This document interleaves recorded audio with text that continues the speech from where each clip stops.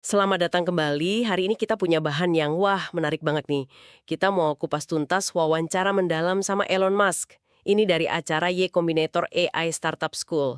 Banyak cerita di balik layar loh soal perusahaan-perusahaannya, terus pandangannya soal teknologi masa depan, sama ya filosofi intinya gitu. Iya, sumber yang kaya banget ini kayaknya. Betul. Kita bakal telusuri nih perjalanannya Musk, mulai dari awal banget, gimana dia hadapi tantangan waktu bangun SpaceX sama Tesla, yang dulu kan dibilang mustahil tuh. Iya, banyak yang skeptis waktu itu. Banget. Sampai nanti ke pemikirannya soal AI, terus robot, Neuralink, dan obsesinya itu loh, bikin manusia jadi spesies multiplanet. Visi jangka panjangnya ya. Nah, tujuan kita sekarang, kita mau coba saring nih, apa sih pelajaran paling berharga, sama mungkin fakta-fakta yang bikin kaget gitu, dari pengalaman dan cara pikir Musk. Oke, Gimana sih dia nyelesain masalah yang kelihatannya nggak mungkin? Terus, apa pesannya buat Anda yang mungkin lagi ngebangun sesuatu, atau ya sekedar penasaran aja? Yuk, kita gali bareng-bareng. siap. Mari kita mulai. Oke, mari kita bongkar ini. Kalau kita tarik ke belakang nih, ternyata motivasi awal Musk itu unik juga ya. Bukan langsung mau bikin hal besar, tapi lebih ke gimana caranya biar berguna. Berguna ya, bukan langsung revolusioner. Iya, kelihatan banget dari awal karirnya pas bikin Zip tuh. Bisa ceritain dikit nggak soal pilihan penting dia waktu itu? Bisa. Jadi ini cerita tahun 95. Waktu itu dia sebenarnya baru aja mau mulai PhD di Stanford loh. Oh ya, bidang apa tuh? Risetnya cukup spesifik, tentang material science buat namanya kapasitor ultra. Itu semacam komponen penyimpan energi canggih, dia mikirnya buat mobil listrik. Wah, udah nyambung ke mobil listrik dari dulu ya. Udah ada benang merahnya. Tapi, nah di saat yang sama, itu muncul fenomena baru yang namanya internet. Waktu itu kan masih, asing banget buat kebanyakan orang. Iya, benar. Zaman Netscape gitu ya. Nah, dia jadi di persimpangan jalan, lanjut S3 yang jalurnya udah jelas, riset kapasitor atau lompat ke dunia internet yang penuh ketidakpastian ini. Dan dia milih internet ya. Aneh juga, padahal riset S3-nya udah pas banget sama Tesla nantinya. Justru itu uniknya, dia pilih internet. Malah saking nggak yakinnya nih, dia sempat nanya ke profesornya, Nanya apa? boleh nggak dia cuti kuliah dulu, 1 kuartal aja? Dia mikirnya, ini palingan gagal, ntar gue balik lagi ke kampus. Gitu. Pesimis juga ya awalnya. Iya. Profesornya malah bilang, kayaknya ini bakal jadi percakapan terakhir kita deh. Dan bener aja, dia nggak pernah balik lagi ke Stanford. Gila juga ya nekatnya langsung bangun Zip tuh sama adeknya si Kimball. Itu kan intinya kayak Google Maps plus Yellow Pages versi super awal gitu ya. Betul, peta sama direktori bisnis online pertama. Dan perjuangannya itu loh katanya sampai tidur di kantor, mandi di YMCA, benar-benar dari nol banget ya. Iya, bener-bener dari nol, nggak punya apartemen. Jadi ya, kantor sekalian tempat tinggal. Mandi nebeng di YMCA. Tapi, dari Zip2 ini ada pelajaran penting banget yang dia dapat. Pelajaran apa tuh? Selain kerja keras pastinya. Teknologinya sih bagus, tapi Mas ngerasa geraknya itu dibatasi banget sama investor sama dewan direksi.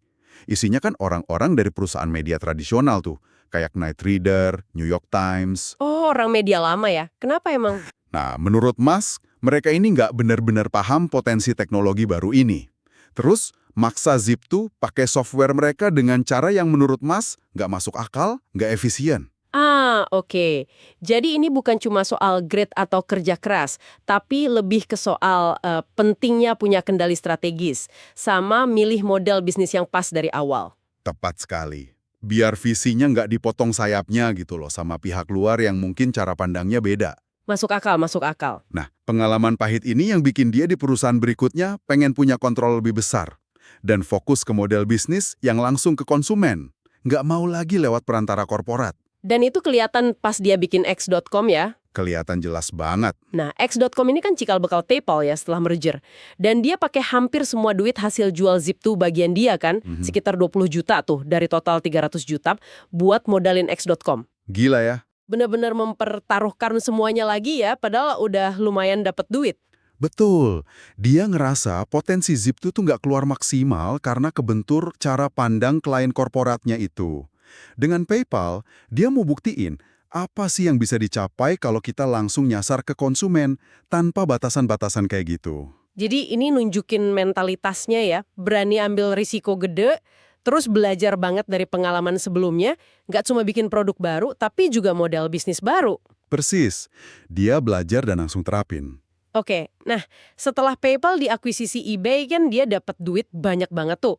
Tapi dia nggak terus main aman, investasi sana-sini gitu. Malah lompat ke industri yang wah jauh lebih susah. Hardware. Iya, gila sih lompatannya. Roket dengan SpaceX, terus mobil listrik dengan Tesla. Ini langkah yang bikin banyak orang geleng-geleng kepala waktu itu. Ingat banget dulu banyak yang nyinyir, si orang internet ini mana ngerti sih bikin roket atau mobil.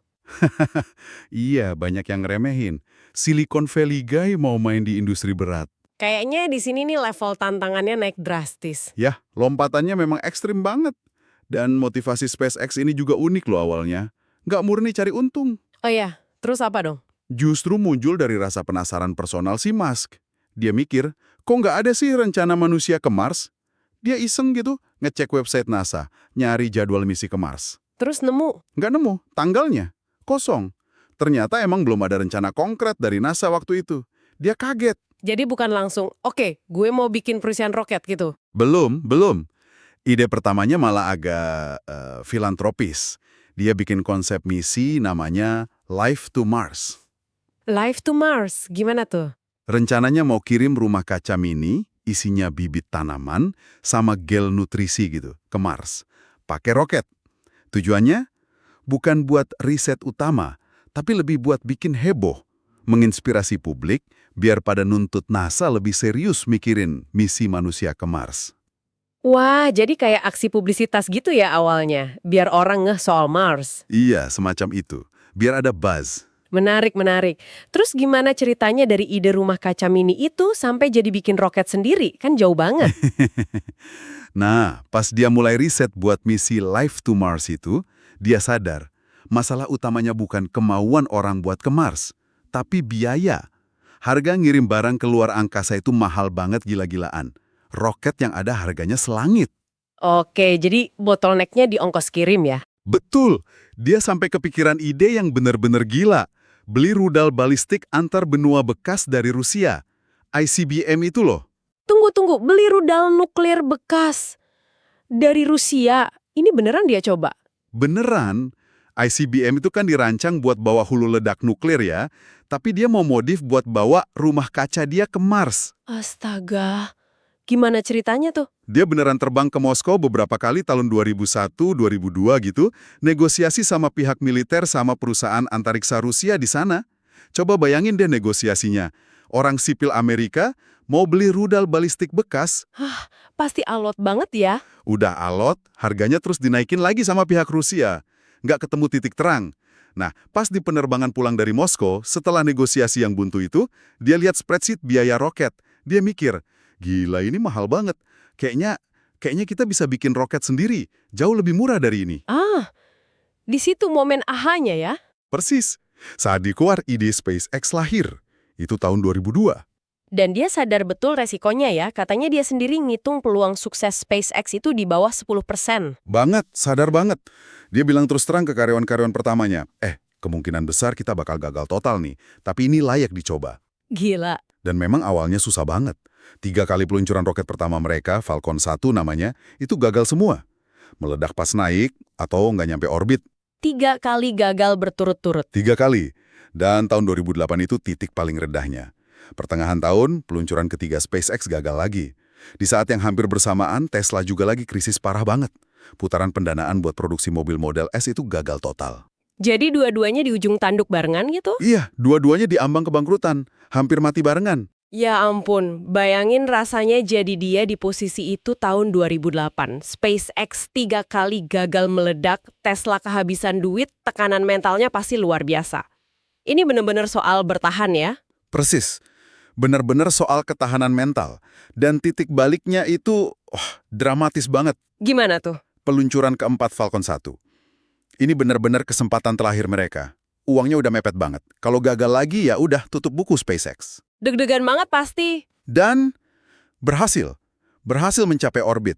Tipis banget selamatnya. Tapi itu belum cukup buat bikin perusahaan aman. Mereka butuh kontrak besar buat bisa napas panjang. Terus dapat? Nah, ini keajaibannya. Datang tepat sebelum Natal tahun 2008. NASA kasih kontrak gede banget, nilainya 1,6 miliar dolar buat SpaceX ngirim kargo ke Stasiun Luar Angkasa Internasional, ke ISS. Wow, pas banget momennya.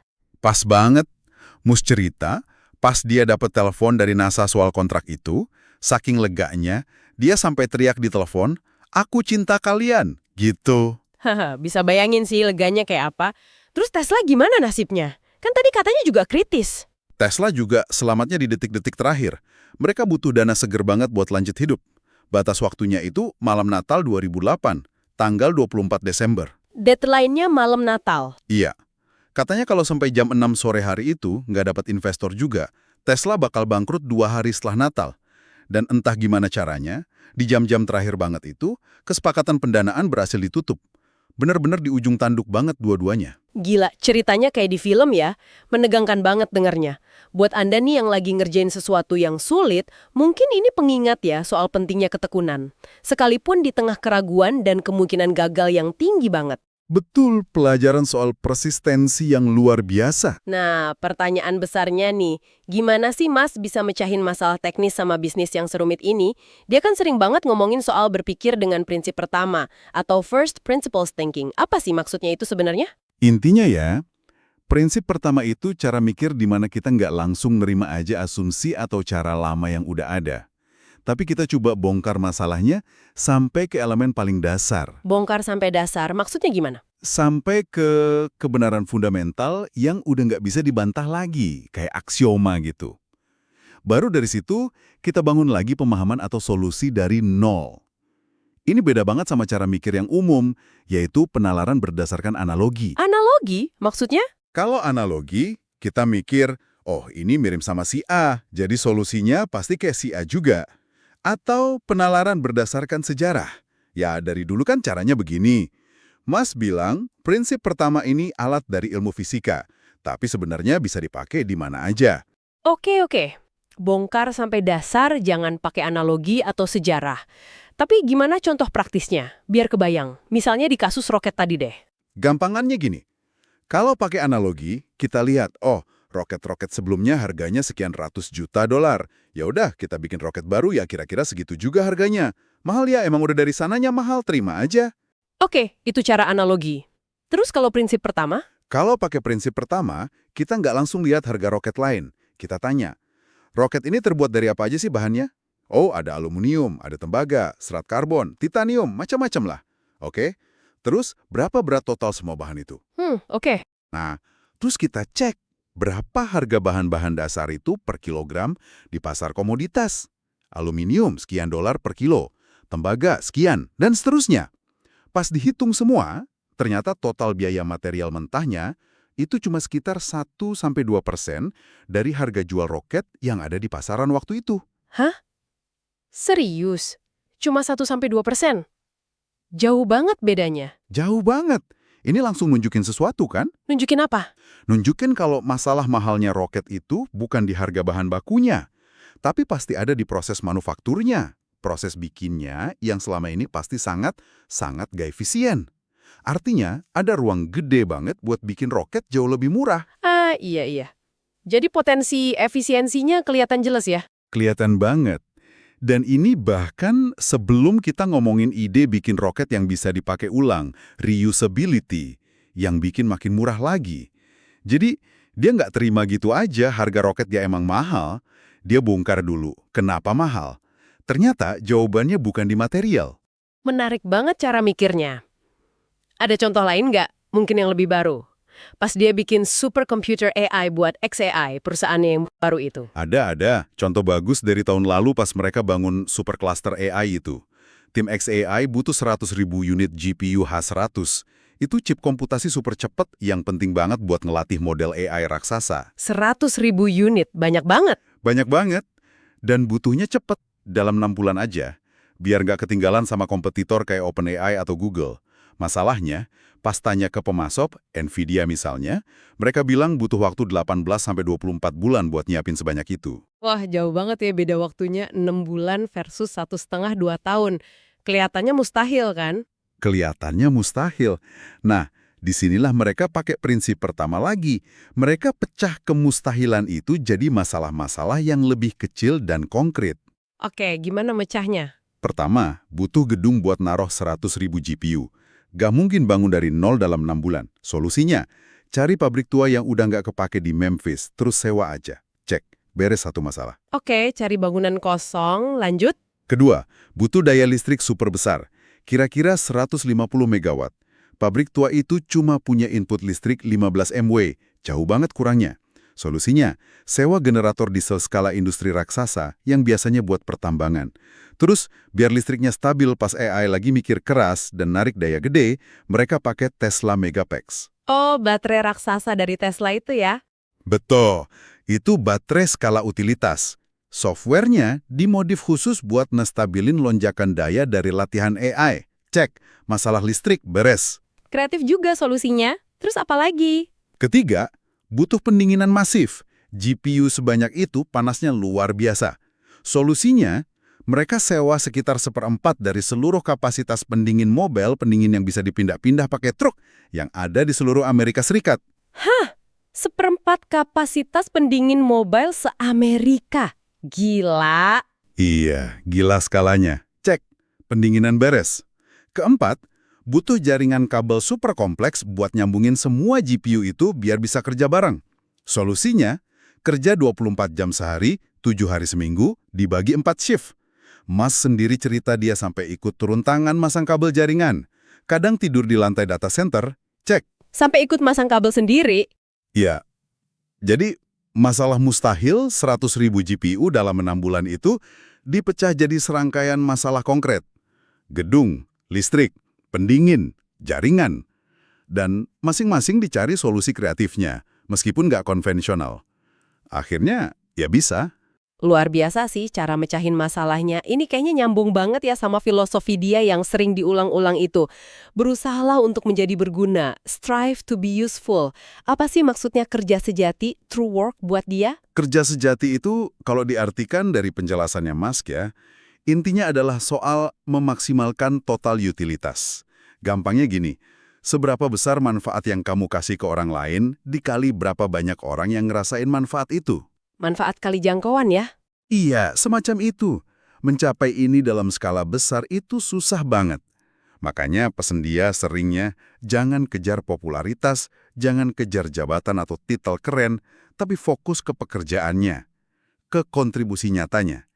Apa yang benar-benar kamu hasilkan yang berguna buat orang banyak.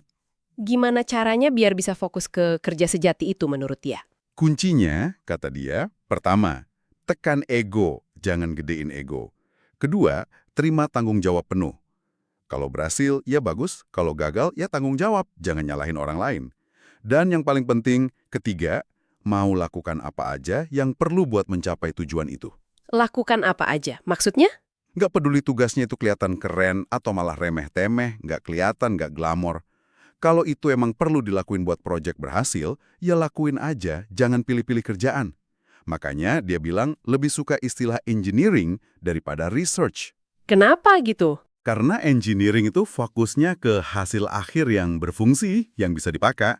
Sementara research kadang bisa berhenti di paper aja. Dan dia juga lebih suka nyebut XAI itu company, perusahaan, daripada lab, laboratorium. Oh iya, kenapa bedanya? Karena tujuannya jelas, bikin produk AI yang berguna buat dunia, bukan cuma riset radi riset. Jadi intinya fokus ke dampak nyata. Itulah kerja sejati versi dia. Ngomongin soal dampak nih, sekarang kita masuk ke AI. Mas ini kan sering banget yang ngomongin potensi AI yang luar biasa, tapi sekaligus juga bahayanya. Dia bahkan pernah bilang AI ini kayak tsunami setinggi 1.000 kaki yang bikin masalah lain jadi kelihatan kecil. Iya, dia sangat vokal soal ini. Gimana sih pandangan dia soal perkembangan AI sekarang ini? Optimis? Pesimis? Dia sangat yakin kita udah diambang kemunculan superintelijensi digital. Ini penting nih definisinya.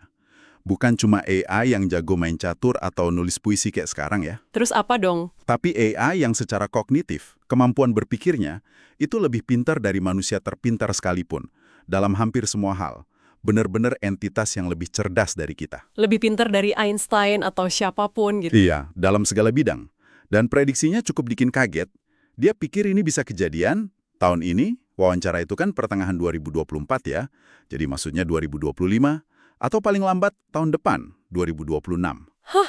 Secepat itu? Tahun depan? Cepat banget, itu prediksi dia. Wow. Beneran ya, tsunami-nya udah dekat banget kalau gitu. Terus, menurut dia apa aja sih yang paling penting kalau mau bikin AI yang hebat, yang kompetitif di zaman sekarang? Ada beberapa pilar utama menurut dia. Pertama, jelas, skala komputasi yang luar biasa besar. Makanya tadi dia butuh 100.000 GPU itu kan? Dan nggak cuma banyak, tapi kemampuan bikin semua hardware itu kerja bareng dengan stabil, nggak gampang error. Oke, hardware skala besar. Kedua, talenta. Butuh orang-orang paling pintar di bidang AI. Perang talenta ini katanya sengit banget sekarang. Ketiga, akses ke data yang unik dan beragam. Termasuk, ini menarik, data sintetis. Data sintetis? Data buatan AI sendiri gitu? Iya, data yang digenerate oleh AI lain. Tapi dia kasih catatan penting banget. Data sintetis ini harus diverifikasi kebenarannya. Jangan sampai AI belajar dari data ngaco buatan AI lain yang nggak dicek. Bisa bahaya. Oke, jadi data asli plus data sintetis terverifikasi. Terus yang keempat?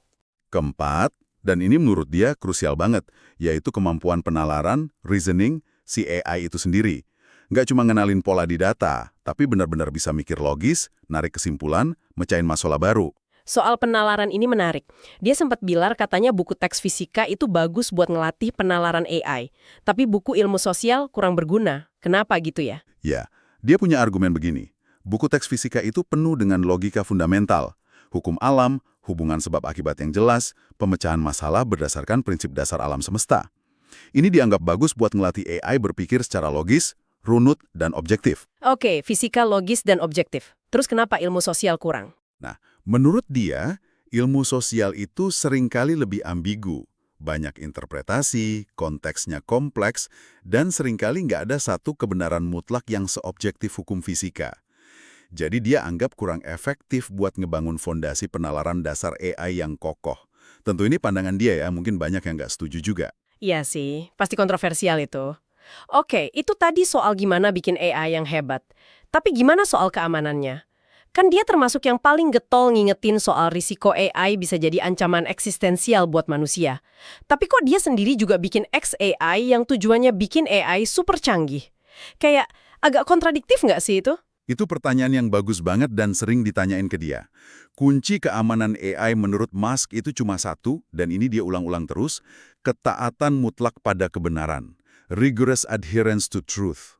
Ketaatan pada kebenaran. Maksudnya gimana? AI itu harus diprogram untuk selalu mencari dan mengatakan apa yang benar secara faktual, sebisa mungkin objektif. Bahkan kalau kebenaran itu nggak enak didengar, nggak populer atau nggak sesuai sama ideologi politik atau sosial tertentu. Jadi AI harus super jujur gitu? Super jujur dan nggak bisa dibohongin atau dipaksa bohong. Bahaya terbesarnya, kata dia, justru kalau kita, manusia, mulai maksa AI buat percaya atau ngomongin hal-hal yang nggak benar demi alasan politis, sosial, atau biar sopan. Itu bisa bikin AI jadi gila, nggak sinkron sama realitas, dan akhirnya jadi berbahaya. Oke. Jadi kejujuran radikal AI itu justru kunci keamanannya ya, menurut dia? Menarik. Menurut dia begitu. Dan dia juga nggak terlalu percaya sama skenario bakal ada satu AI tunggal yang super kuat terus menguasai dunia ala Skynet di film Terminator. Oh ya, terus gimana prediksinya? Sampai 10 AI super cerdas yang levelnya mirip-mirip. Dan mereka akan saling bersaing. Menurutnya, kompetisi antar AI ini justru lebih aman daripada kalau cuma ada satu AI super kuat yang monopoli. Ada semacam check and balance alami antar AI jadinya. Oke, jadi banyak AI kuat yang saling ngawasin gitu ya. Terus gimana peran robot humanoid kayak Optimus dari Tesla sama teknologi Neuralink dalam gambaran besar ini semua? Nyambungnya di mana? Dia prediksi robot humanoid kayak Optimus ini bakal jadi jenis robot paling banyak jumlahnya di masa depan. Jauh ngalahin jumlah mobil atau robot industri yang bentuknya aneh-aneh itu. Jumlahnya bisa puluhan miliar katanya. Puluhan miliar? Lebih banyak dari manusia dong? Jauh lebih banyak. Awalnya dia cerita, dia sempet ragu mau bikin robot humanoid. Takut skenario film Terminator beneran kejadian. Iya, masuk akal sih khawatirnya. Dia ikut bikin atau enggak. Nah, daripada cuma nonton dan berharap yang terbaik, dia putuskan lebih baik ikut terlibat aktif. Biar bisa ikut mengarahkan perkembangannya ke arah yang lebih aman dan bermanfaat. Jadi kalau nggak bisa ngalahin ya gabung aja gitu ya, tapi sambil berusaha ngarahin. Oke, kalau Neuralink gimana? Yang nanam chip di otak gitu? Nah, Neuralink ini tujuannya agak beda. Fokus utamanya ngatasin bottleneck atau keterbatasan bandwidth input-output otak manusia. Bandwidth otak? Maksudnya? Gini, kita bisa nerima informasi, input, lewat mata itu cepet banget kan? Baca, lihat video, itu data masuknya banyak. Tapi pas kita mau ngeluarin informasi, output, misalnya lewat ngomong atau ngetik, itu lambat banget dibanding kecepatan mikir kita. Nah, Neuralink diharapkan bisa bikin komunikasi antara otak langsung ke komputer, atau bahkan nanti otak ke otak. Jadi super cepat. Nggak perlu lagi ngetik atau ngomong. Wah, kayak telepati digital gitu ya? Semacam itu. Selain buat komunikasi, bisa juga buat augmentasi. Nambah kemampuan indera kita. Misalnya, chip Neuralink bisa nerjemahin sinyal inframerah atau ultraviolet jadi sesuatu yang bisa kita lihat di otak. Jadi kita bisa punya penglihatan super. Keren banget sih kalau bisa gitu. Tapi kapan kira-kira ini bisa kejadian? Nah, ini poin pentingnya. Musk realistis soal ini. Dia bilang superintelijensi digital yang tadi kita bahas itu kemungkinan besar datang duluan sebelum teknologi Neuralink ini diadopsi secara luas sama orang banyak. Jadi AI super pinter muncul duluan sebelum kita jadi cyborg canggih pakai Neuralink? Kemungkinan besar begitu menurut dia. Jadi jangan ngarep kita bisa upgrade otak kita pakai Neuralink buat ngimbangin AI super pinter dalam waktu dekat. AI-nya keburu datang duluan. Oke, paham. Nah, dari AI, robot, Neuralink, kita geser sedikit ke visi paling jangka panjangnya dia nih. Yaitu bikin manusia jadi spesies multiplanet. Kenapa sih itu penting banget buat dia? Sampai rela bakar duit segitu banyak buat SpaceX. Kayak obsesi banget gitu? Ini ada hubungannya sama pertanyaan eksistensial yang dalam banget, yang disebut paradoks Fermi. Paradoks Fermi, apa itu? Paradoksnya gini, kalau alam semesta ini super luas, super tua, dan hukum fisika berlaku di mana-mana, harusnya kan ada banyak banget planet lain yang bisa ngedukung kehidupan, dan banyak peradaban cerdas lain selain kita. Tapi, kenapa kita belum nemu satu pun tanda-tanda mereka? Mana aliennya? Kok sepi banget di luar sana? Itu paradoksnya. Iya juga ya. Kok kita kayak sendirian? Nah, ada banyak jawaban yang mungkin buat paradoks ini. Tapi salah satu jawaban yang paling mungkin, dan agak mengerikan sebenarnya, adalah mungkin kehidupan cerdas itu sangat-sangat langka. Atau mungkin peradaban cerdas itu punya kecenderungan buat menghancurkan dirinya sendiri sebelum mereka bisa menyebar ke bintang-bintang lain.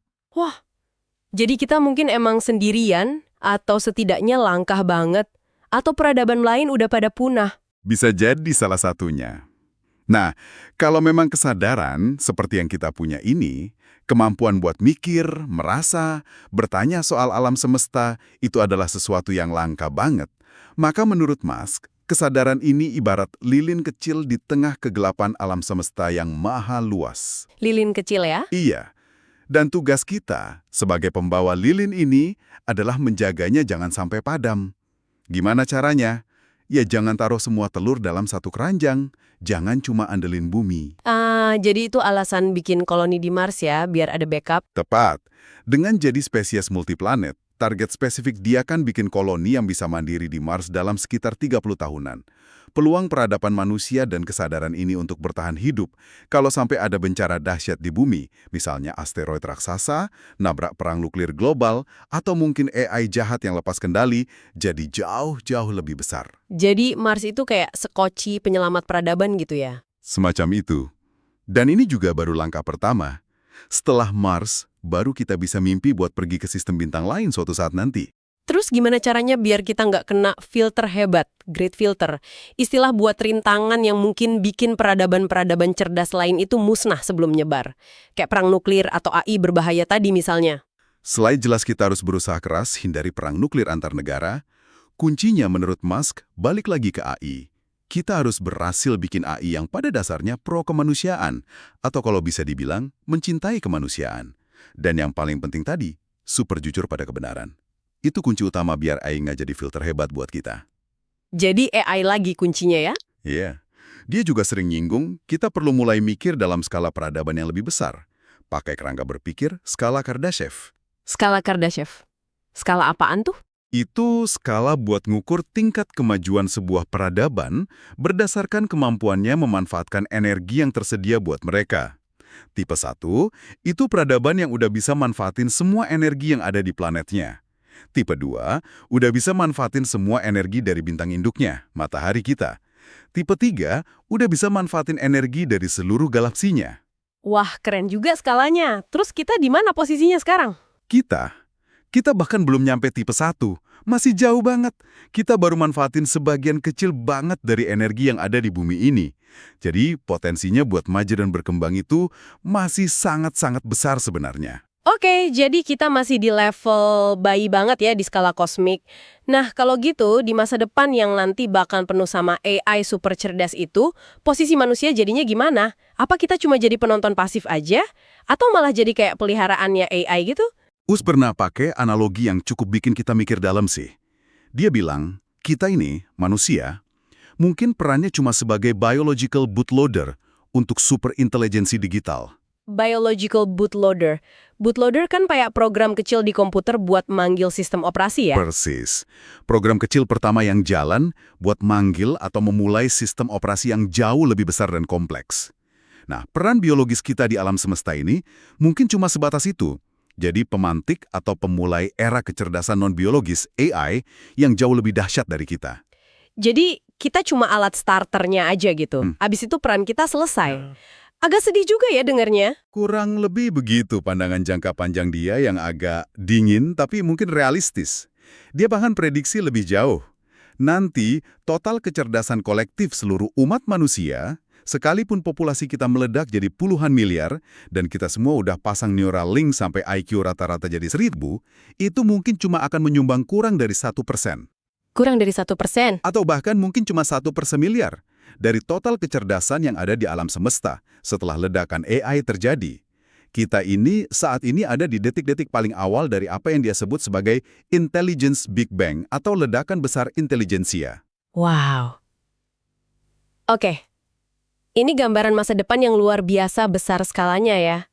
Sekaligus agak bikin ngeri juga sih membayangkannya. Kalau gitu, coba kita tarik kesimpulan dari semua pemikiran Elon Musk yang udah kita bahas panjang lebar ini. Apa aja sih poin-poin penting atau benang merah yang bisa kita bawa pulang?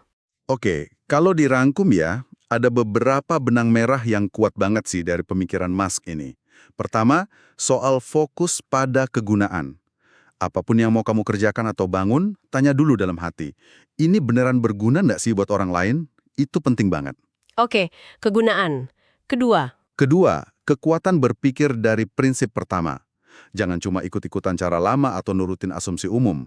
Berani bongkar masalah sampai ke akarnya, baru bangun solusi dari situ. Ini kunci buat mecahin masalah yang kelihatannya buntu atau mustahil. Prinsip pertama. Ketiga, soal ketekunan yang super. Tadi kita dengar cerita SpaceX dan Tesla kan? Harus tahan banting, terus maju meskipun gagal berkali-kali, dan banyak banget yang meragukan atau nyinyir. Ketekunan. Keempat, berani punya ambisi besar. Berani mikir dalam skala peradaban, skala jangka panjang, nggak cuma mikirin keuntungan besok pagi. Mau itu soal AI, multiplanet, atau apapun. Ambisi besar. Kelima ada lagi? Kelima, dan ini mungkin yang paling fundamental dari semuanya, yaitu komitmen pada kebenaran, kejujuran intelektual. Terutama pas kita nanti berhadapan sama teknologi sekuat AI, kejujuran ini jadi fondasi yang paling penting buat keamanan dan kebaikan bersama. Bener banget. Kegunaan, prinsip pertama, ketekunan, ambisi besar, dan kebenaran. 5 poin kunci ya. Mungkin Anda yang lagi dengerin sekarang nggak lagi bikin roket ke Mars atau ngembangin AI super cerdas ya. Iya, kemungkinan besar nggak? Tapi prinsip-prinsip tadi jadi berguna. Bongkar masalah ke akarnya, tahan banting pas susah, berani mikir besar, dan jujur sama realitas. Itu kan sebenarnya bisa banget ya kita pakai di skala hidup kita masing-masing. Tentu, sangat bisa. Universal sebenarnya. Jadi pertanyaannya buat Anda, apa artinya semua ini buat Anda? Gimana Anda bisa terapin ini? Menariknya nih, Musk menutup wawancara itu dengan sebuah harapan. Dia bilang, dia berharap AI super cerdas nanti bisa bantu kita mecahin misteri-misteri terbesar alam semesta. Misteri kayak apa misalnya? Mungkin AI bisa bantu jawab pertanyaan soal paradoks Fermi tadi, ada nggak alien di luar sana? Atau soal asal-usul alam semesta kita ini gimana sebenarnya? Bahkan mungkin pertanyaan filosofis yang udah lama banget kita tanyain. Kayak, apakah kita ini sebenarnya hidup dalam sebuah simulasi raksasa? Wah, pertanyaan-pertanyaan besar ya. Iya. Dan ini ninggalin satu pertanyaan terakhir buat Anda yang dengerin untuk direnungkan. Kalau nanti beneran ada AI super cerdas yang bisa jawab hampir semua pertanyaan paling fundamental soal realitas kita, pertanyaan apa yang pertama kali pengen Anda ajukan ke AI itu? Pertanyaan yang menarik banget buat dipikirin ya. Oke deh, terima kasih banyak udah menyimak pembahasan mendalam kita kali ini tentang pemikiran Elon Musk. Semoga ada satu atau dua ide dari sini yang bisa berguna buat Anda bawa pulang dan renungkan. Sampai ketemu di eksplorasi kita berikutnya.